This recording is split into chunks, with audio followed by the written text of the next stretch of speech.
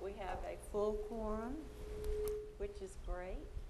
So we have our first order of business is motion to send a favorable or unfavorable recommendation to BOMA in regards to the lease for a public access coin-operated copier. So does anybody want to make a motion?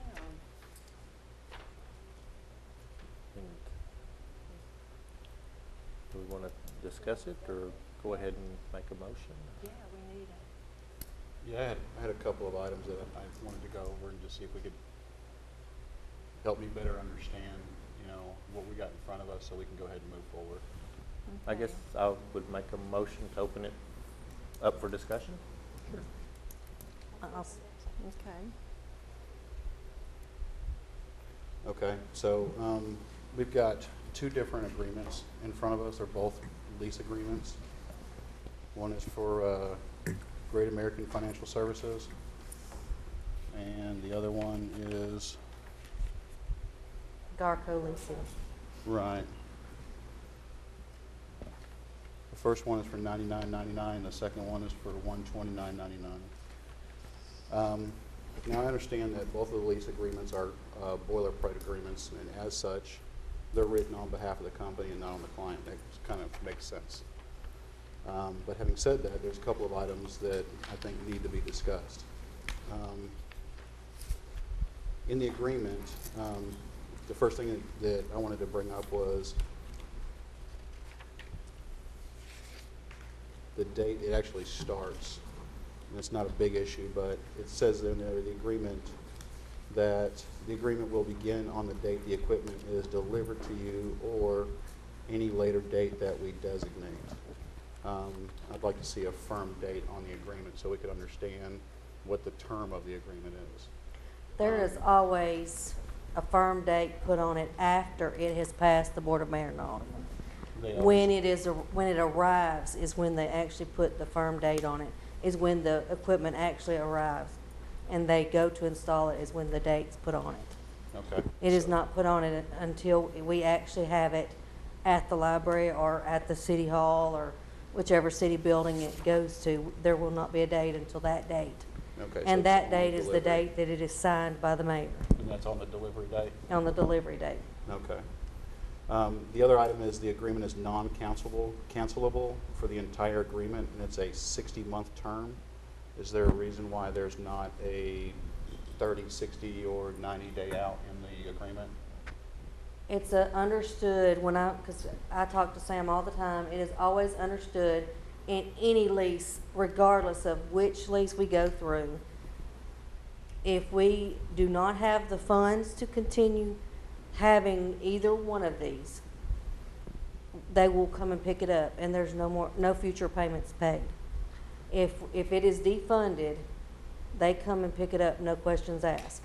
And I would like to say that MTR has, in the past, paid quite a bit of money out for the city of Laverne in making sure that if a lease was messed up or anything was wrong, they have paid out of their pocket to take care of us, to make sure that we didn't pay it, out for a lease that something went wrong or that we had to send back a machine. And that makes good sense that if we have funds that have already been allocated, that the term stays in place. But in the event that, say, the funds are already in place, which they will be because it's been deemed that the funds are available, what if we want to cancel for cause? We don't have that ability in this contract. For cost? Cause. Well, Cost. this one, the Great American one, actually has what she's referring to about the budgetary thing. It says Right. applicable to government entities. Right. And it says the current budget, within the current budget. So it would be almost a year-to-year thing since we pass a budget every year. Right. If those funds weren't available. But it's not a funding issue. Right. What if it's not a funding issue is what I'm saying? If we decide we don't like What the if service. you get into it and you're like, Yeah. hey, this is not working out for us, the agreement's got to be good on both sides of the table, right? Right, and So in the event that it's not, for whatever reason, according to this document, we don't have an out. not at least for a year. Correct. Yeah. So Yeah, but And to that degree, we would have to pay out the term for the end What- of the year. It's not a complete unknown though, because it is a company we've used, the city's used for years and years. So it's, I think, relatively safe to say that their service and their same services that they've given us would be the same. I mean, they service 2 printers at the library now, and then, gosh, I don't know, at least one at every building. Right. So I we understand. we at least know that this company, and it's not a company that we've bid out and we're looking at 3 different people, and it's going to be, oh, well, let's roll the dice and see, who we're going to get. And I understand that we have an established good long-term working relationship, but my understanding is we're supposed to look at this and see if there is an issue. And to me, that poses an issue that legally binding, we don't have now. Am I Well, correct? am I not understanding, this is a service for the library? Right. This is not gonna be one that we're just using all the time. This is a coin-operated one, correct? Correct. Why would we want to pull it out from the patrons if either we don't put one back in, or, why would we not want to give them that option to have a coin-operated machine in the library? That's not the question. We definitely want to give that to them. We want them to have that ability. I'm just saying, to protect us on our end, should there be an issue in the reason why we want to pull out, for any one reason, whatever that may be, the current document states we don't have the ability to do so. I think he's saying, like, if we got a limit of a printer and they have to come back every week and they keep fixing it, and we're finally Exactly. saying, where we just had enough, we want out of this. Exactly. And NCR would take care of that, And I I fully think believe. they would, because They would get we've us had a that new situation machine. before. We had a printer over there that would not print a certain thing, and he came every day for a week, calling the vendor and doing every single thing as possible to get it to work, and it didn't. It never would work, and they replaced the printer with another model, and it worked. And that's great, when you can lean on that relationship and you have the ability to make that phone call and use Johnny on the spot, and he comes out and does those things for us. That is absolutely great. And that's kind of the handshake agreement that you build, that trust that you build with a relationship. But according to the document, they don't have to. And if you read down further, the next little piece right there says, based on our unconditional acceptance, and that's the key word, unconditional acceptance of the equipment, we promise to pay under the terms of the agreement without set-offs for any reason, even if the equipment doesn't work, or it's damaged, or even if it's not your fault. That's what it clearly states. So it says, even though we've been doing business together for a long time, and we appreciate your business, and we're gonna be there for you, the document clearly states they don't have to, and we True. have to pay for it. That's true, they've never had to. But for over 17 years that I know of, personally, they have always stood behind And anything if that was that here. happens, we take the allocation away and don't, and You defund we it. defund it on the next budget year, and most likely that will jeopardize their entire relationship with the city, Is this, but my point is this something that we could redline and initial and say, hey, we don't like this part of the contract, can we amend this piece of it? what page You are can you on? ask to. That's the whole point of my discussion today, is that there are items in there that I think need to be amended in both the lease agreement and in the maintenance agreement. I think every agreement, in order for it to move forward, has to be good on both sides. The provider has to be able to make his money, but then the customer has to get value for the services. And if Sure, there's, we can ask. if yeah. there's an element in here that seems to be, arbitrary at best, and I believe that to be one of those points, we should be able to say, hey, I'd like to be able to redline through this and make a small adjustment. Would you be agreeable to that? And so that's what I'm asking, is can we go back to them and ask them, I made a little kind of bullet list here of the things that I wanted to discuss. So could we take that back to them and say, hey, look, man, we want to make the deal. We've got a good long-term relationship. We want to work with you, but however, there's a couple of little flags in here we'd like to address. That's the point. Okay, if this is going to become such an issue, then we know that Evan has already, the Garco leasing, even though that's $30 more a month, we already know that Evan, the city attorney, has approved this contract. Garco Leasing, he has approved them. And because that is who does all the leasing for all the city But machines. you also know, in that lease document, it has very similar language that also states that All of we're them not have very responsible. similar language. Yeah, these are almost We, as identical. the city of Laverne, are okay with having our hands tied like that? We think that's a good idea? Well, if our council has gone through this and approved it, and the board has obviously approved it because we have printers, Yeah. from the In every company. building. I don't know much more that we can do because that's probably already happened. They've probably already sent it back and said, can you change this or this in the original bids and stuff, and Well, that's the Well, reason why I they've come asked, to the because agreement, I I don't guess. know that that's taken place. I don't know that they've done that, and that's the reason why I asked. And if Evan has said either this is all you're going to get, like boilerplate, like you said, and the council, he said, you're going to have to decide yourselves. I mean, it's as far as, I guess it's as far as we can take it. Evan's reply to me you know? with Great America was, that's a boilerplate one. It is what it is. And the Garco one is the one we've been running the city on currently, right, for all the other stuff. So it has passed vetting or muster or whatever you want to call it, I guess, with the council, the city council, city councilors, I guess is the word I'm looking for. So your office has already gone through this and said you guys are okay with this? In terms of the actual substance of the agreement, like the terms that you're talking about, the provisions you're talking about with default provisions, getting out of the contract, I can't speak for Evan what he's done in terms of prior negotiations or relaying this to them or not.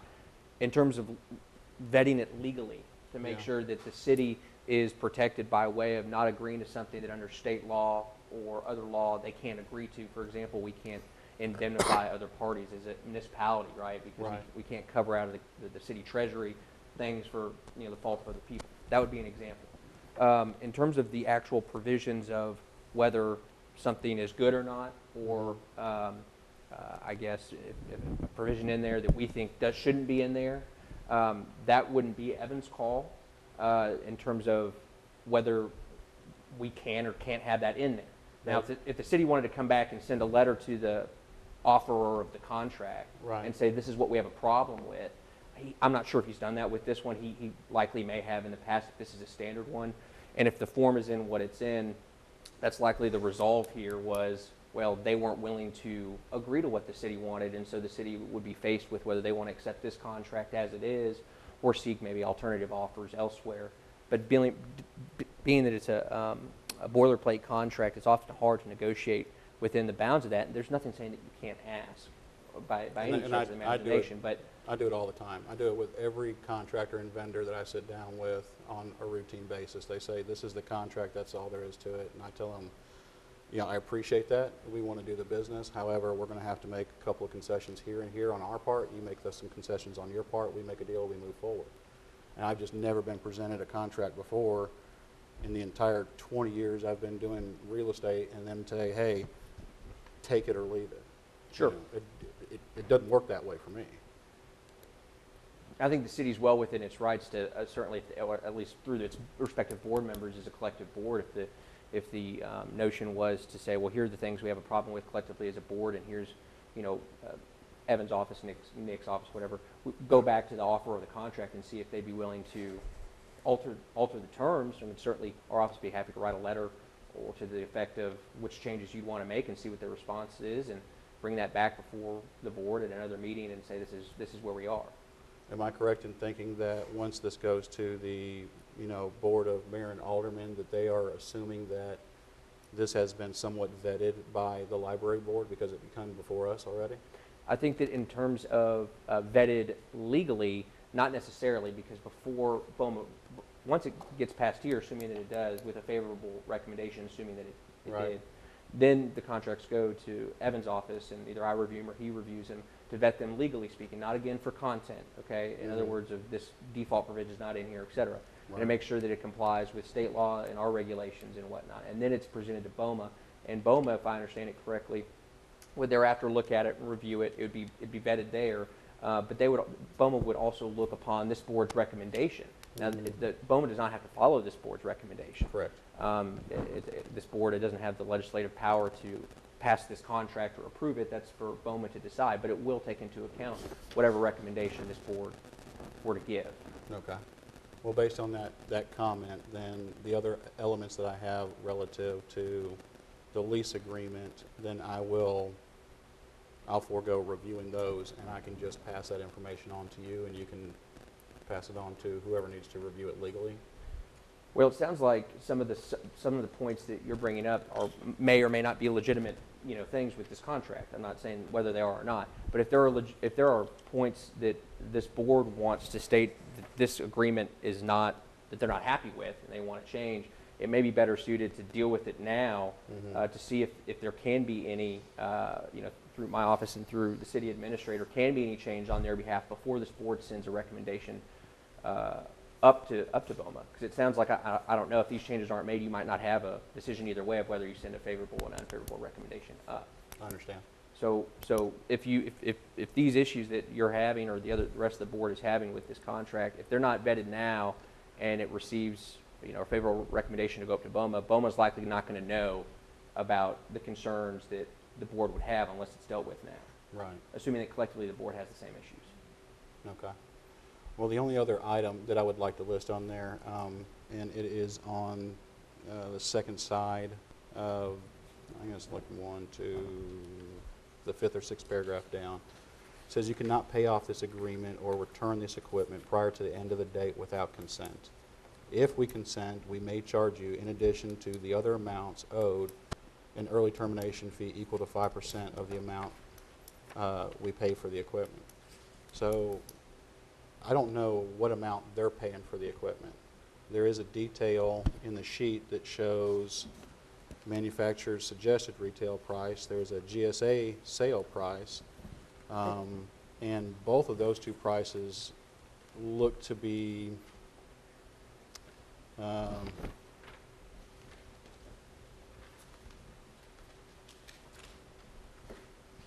don't know, hugely exasperated in my opinion.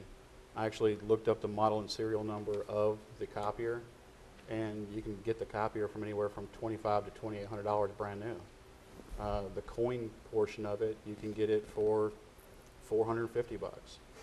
So there's a roughly $30,000 piece of equipment that can be owned outright versus paying $99.99 over a 60-month term, which is effectively $6,000. Not to mention you have a maintenance contract that is $150 a quarter, which is $600 a year over a term of 5 years, is another $3,000.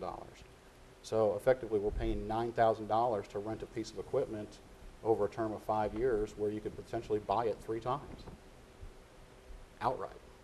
And The only problem we have with, that I would see with that is that we don't have anybody that can take care of the machine. If we bought it outright and it breaks, we've wasted the $3,000 because we have no one in-house that can fix that. And believe you me, when you call outside vendors to come in and fix something here, they see government, they start marking it up. Well, that's another thing too. When They see government, they start marking it up. and I believe that, and if I would just segue away from, just the lease agreements, and if you go over to the maintenance agreements are just as littered with information that doesn't make sense at all. One of the first things in there, it says we're paying $150 a quarter for maintenance on the equipment. Now it lists in there's about 2 sentences in there that says what the services that they provide. Later on in that document down toward the bottom, there's 2 paragraphs of things that they don't allow. So taking that into consideration, if anything in these last 2 paragraphs breaks, we have to pay for it. And nowhere in this document does it tell us what the cost of labor is for MTR, what their markup is, what their IT services labor is. So we don't know any of that. Additionally, I it don't know also... that we've ever had to pay them for anything that they've come out and fixed. Well, I hear what you're saying, but I just can't in good faith say, hey, it's never happened before. Let's go ahead and say it's never going to happen again. It just doesn't make sense to do that. Additionally, the $150 for quarterly maintenance, is that consistent with fair market pricing for maintenance on this piece of equipment? The piece of equipment is actually a plug-and-play device. I looked it up. I've got copies of how the thing breaks down, and basically it opens up, a piece pops out, a piece pops back in. It is a relatively easy piece of equipment to maintain.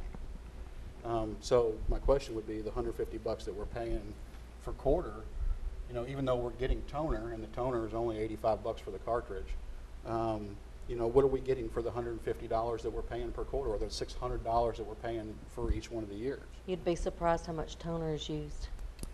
I And at agree. $85 a pop, we spend a lot of money in personal printers in the city for toner. So the copiers, those are a lot more expensive when you have to buy. You know. I agree that toner is expensive, but my point is, what are we getting for the $150 other than just these two sentences right here? Because if you scroll down to the bottom where it says this does not cover, there's literally two sentences up there that says this is what it does cover. Well, And the again, entire I've bottom of the never page- actually had them not take care of anything. I've never had them not take care of And anything. they do so. preventative maintenance. They'll come out once or twice a year, I think, and do a full PM on every machine that we do have here. And it specifically lists 1, 2, 3, 4, 5, 6, 7, 8 items that are in the manufacturer's PM agreement that they're responsible for taking care of. But later on down, there is an entire 2 paragraphs of things that are not covered. And I can list them all, but it's 2 paragraphs of stuff, you know? So that's just kind of a concern. If there's that much stuff that's not covered in the $150, if we have to pay for it, how much does it cost us? There nowhere in this document is it listed, this is our labor cost. Nowhere in the document does it list, this is what our markup is on the product. It also says if we have to use IT services, which we've already discussed that we don't have to, but in the event that we wanted to use IT services, what are those fees? You know, a standard IT crew can run anywhere from, you know, $95 to $120 for a tech guy, but if it's just some guy that's going to be running some Cat 5 or some Cat 6 cable in the wall, that's a $65 an hour guy. You know, so are we just going to arbitrarily say, sure? Those type of things just don't make sense to me. The lease term is 60 months. In the event that the parts are not available sometime during the 60-month period, what do? It clearly states MTR is not responsible for the unavailability of parts nor supplies. The current piece of equipment is manufactured, the model and date was manufactured last year. So if we're signing a 60-month agreement to rent it, and this is a renewable 12-month agreement on the maintenance, then that means we would have to maintain the piece that we're renting for the next 5 years. What happens if the parts are no longer available in 5 years from now? That's directly the case that Ms. Donna made, which is the reason why we're looking for a new copier, is they couldn't find parts for it anymore. And MTR bent over backwards to try to help us out. But That wasn't a 5-year thing, though. That was like 15 years, a device, 15 years. and that may be the case, but I just don't want to say, sure, we know they're not responsible for it, but we'll just go ahead and sign off on it anyway. Well, a lot of this stuff places does not cover, it's not about a copier. It's about like a printer, hard drives, and all that. The copy won't have any of that. So this, It actually does. A lot of the stuff, the circuit board failure, there is a circuit board that runs that printer. but most of it is mainly IT items. And this is just a coin operated system, so. Well, the coin operator is a separate device altogether. It's not part of the printer. It is a complete and separate device Yeah, that it is stands alone. attached to the printer utilizing Cat 5e cables. They're two separate things altogether. And I think what's listed in here is exactly what's on the equipment. I've got an itemized breakdown of everything on that multifunction copier, and everything that it lists in here are the things that could potentially break that are not covered in our agreement that we would have to pay, and we have no idea of how much. So that's my concern, is that we need to understand how much is it going to cost us? You can't effectively make a budget, an operating budget, and not understand where your dollars and cents are coming from. So that was one of the issues. I already covered the IT rate and labor rates and markups. None of that's listed, so that kind of goes the wayside. It mentions in there that it has to be hooked up to a properly dedicated circuit. My experience with that is there's a number of different dedicated circuits. There's a medical grade dedicated circuit where the neutrals are not shared, and you run a ground all the way back to the panel. If that's the case, then there would be an additional service to go and change where our printer is set up if it's not currently set up like that. If it can share the neutral and we can use it, then we're fine. But if we hook it up to the area where we were looking at, and for some reason something goes wrong, and they come back and go, oh, well, this is not a properly dedicated circuit, we're not covering anything. You know, and it doesn't stipulate what the properly dedicated circuit is. It just says properly dedicated. So I would like to know, to define what is their version of a properly dedicated circuit. And it also says, and this is the one that kills me, is that they have the right to change their pricing at will, and they will notify us within 30 days, either via written notification or it will show up on your invoice. And to allow your service provider to change the pricing at will without our knowledge, I think is crazy. So those are my concerns. Those are the items that I would like to see if we could reach out to our provider and say, these are some concerns that we have. How can we move through this? What adjustments can we make? Obviously, we need the product. We would like to have the product, you know, in place as soon as possible. You know, what can we do to make this happen? Anybody else? Anybody else have any concerns similar to these? I'm going to say that I know that they bring out surge protectors. They do everything they can to make sure that when they bring the machines out, that they are aware that nothing would happen to them. If a citizen comes in, however, and tears it up, there's not anything we can do about it, no matter what lease company or whether we own it or anything.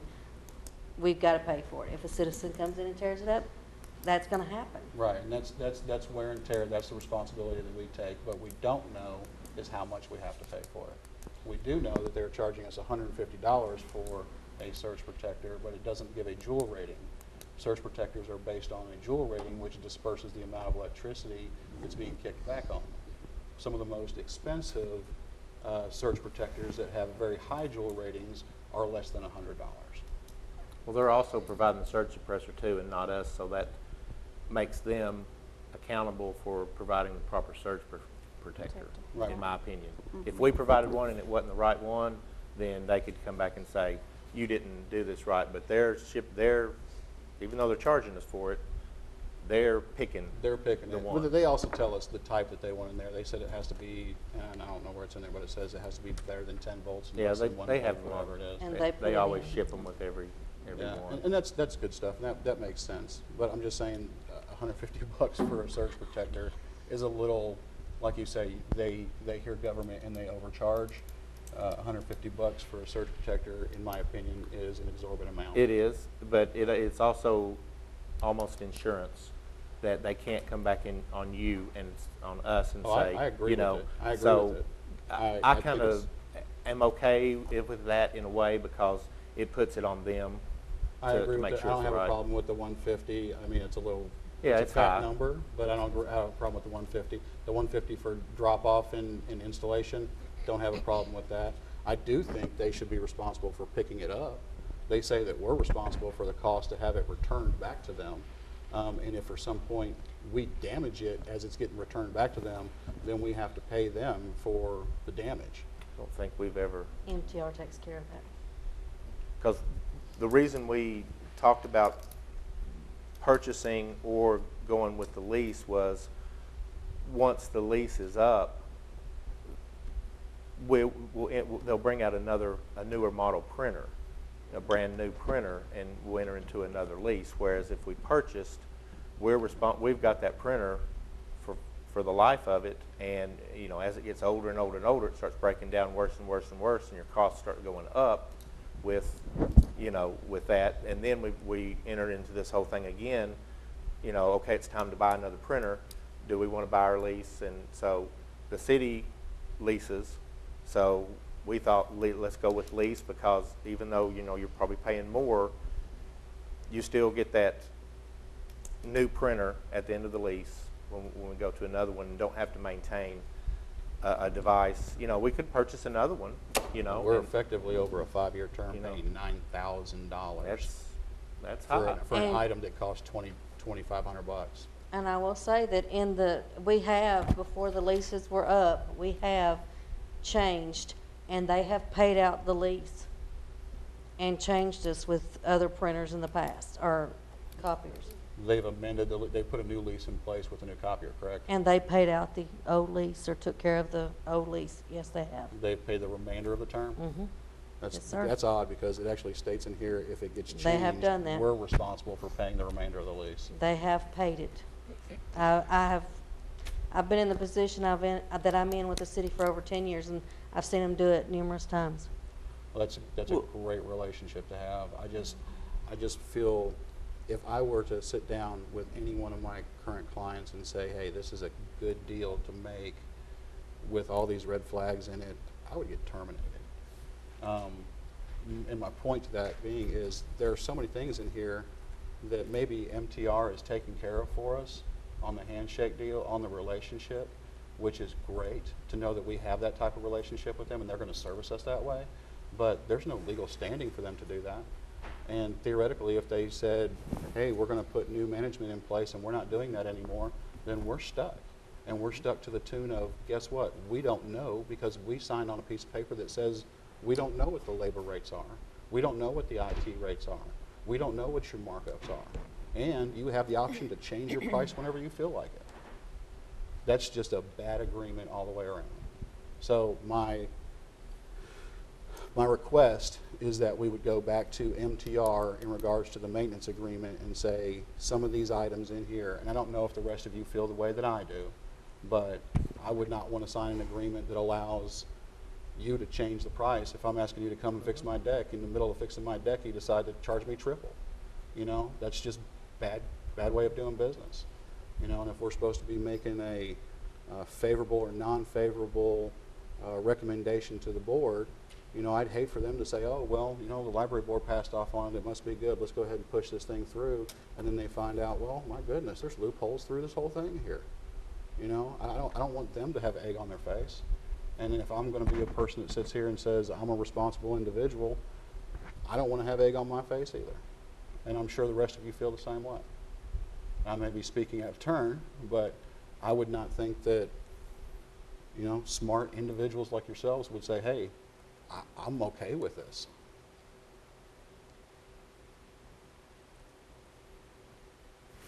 Comments? Questions?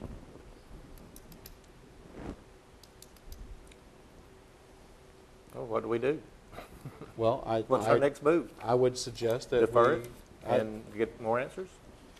Well, the deferment was to be able to sit down so we could talk through these points. And I think I've talked through these points enough to where I can say a plan of action should be put in place that says we go back to MTR and say, can we make some adjustments in our maintenance agreement that is mutually agreed upon, as opposed to you just saying, this is what it is, sign off on it. Same thing with the lease agreement. Can we go back to, whichever one, that you said, which one have you dealt with longer? Okay. It is a little bit more than the other one. See if we can get them to break the price and take out some of the language in there that says we're responsible for it, even if it's damaged, broken, not your fault. You still got to take it. Let's take out stuff like that that is ludicrous. I mean, who wants to be responsible for damaged product once it's delivered to you legally according to the lease? So that would be my recommendation, that we reach out to both of these, the provider and the financier, and say, hey, can we make some adjustments? I could interject here just because it sounds like we might have some parliamentary procedure stuff going on here with the motion and whatnot. There's been a lot of debate, and there might be some more discussion, but I would just tell Ms. Chairman here that if there's a way to stop the debate and then start to make motions, and it's to make a motion to call the previous question. And so if anybody wanted to make that motion to close the debate right now on the current item, I can address Mr. Garrett and make it a motion to be specific on what we would do going forward. But if there's more discussion, that doesn't happen. You don't have to make that motion, but it's a way to be clean about it. I would like to make that motion. I think I've made my point, and if nobody else has anything that they'd like to add to that, I don't want to waste anybody else's time. I'd like to make that motion then. You have to be a second. Second. Okay. And And I'm sure everybody said second. Let's get this guy quiet and move on to the next thing. Then here. we have No, to no. vote. Chairman, if you could ask if all those in favor say aye. All in favor say aye. Aye. Okay, and Mr. Garrett, I'm not putting words in your mouth, so correct me if I'm wrong. I guess the way to do this would to make a motion to defer the current item, but also within that same motion, you may want to state those items that you're proposing that should be changed in each agreement in the motion, because this would be a collective board action in determining what parts of this agreement need to go back to the offeror of it for suggested changes. And it might not be the best idea to have a wide open thing about who's going to go back and talk to who and what we're going to talk about. So maybe within your motion to defer the current item, within that also state within your motion that we want to address item 1, item 2, item 3 in each of the agreements, whatever those are, and then that motion, your motion would have to get seconded, and then also it would have to be, the majority of the board would have to say an affirmative to that motion to get it to pass. Okay. All right. Well, then I would like to make the motion to defer, and correct me if I'm saying this wrong, so that we can list items relative to the lease agreement, and I can list those.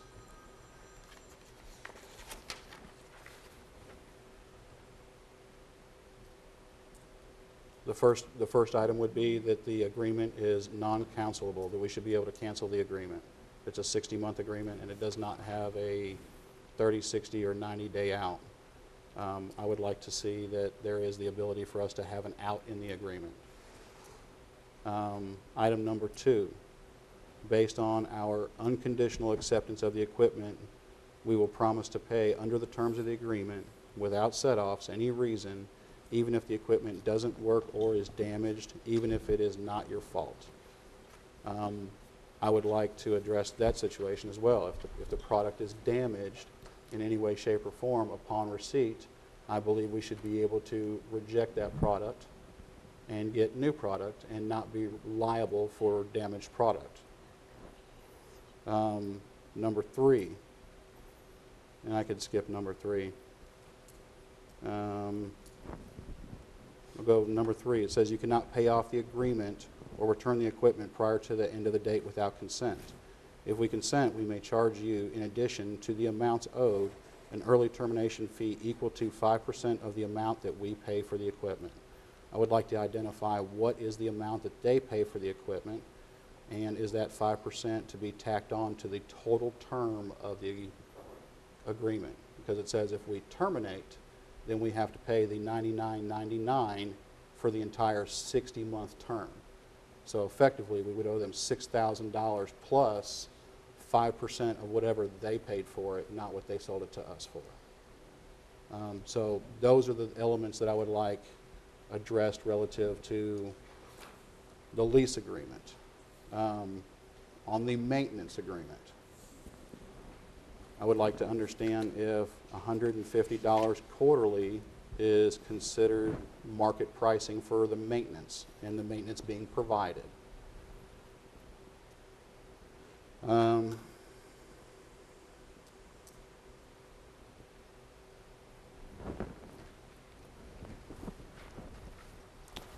Number 2, upon cancellation, the customer is to pay MTR the retail price of any unused supplies. I don't think we should pay MTR retail price for any supplies where they are obviously buying it at their rate marking it up and selling it to us. So why would we sell it back to them and let them make a net profit again? That's ridiculous. Number 3, if we cancel the agreement, we still have to pay the entire term within 10 business days. If we have to cancel for cause, whatever that may be, why would we continue to pay for the services? If for some reason we decide we're not seeing eye to eye anymore, and we would like to cancel this contract, why would we continue to pay out the term of the contract if there's a disagreement or a dispute? Next item, I would like there to be labor rates, markup, and IT rates established in the maintenance agreement. It further states in there that the agreement will renew every year at the current market rate. So that dictates to me that there are escalations in place. I would like to understand what the escalations are. Is it going to be 2%, 2.5%? And I would like to see a cap on those escalations. If we cap our escalations, then we can accurately forecast our operating budget going forward 2, 3, 4 years at a turn. Define properly grounded dedicated circuit. That's just so we understand what we're connecting it to. And then finally, we do not want MTR to have the right to change the price during the term of this contract without prior written notification. And that's it. Does everybody understand the motion? All right, it needs a second in order to be before the board. I'll second. All right, we should do a roll call vote for this, if that's okay, Ms. Green, just go down the line. Okey dokey. Aye. Okay. Aye. Abstain? Aye. Aye. Aye. Motion passes.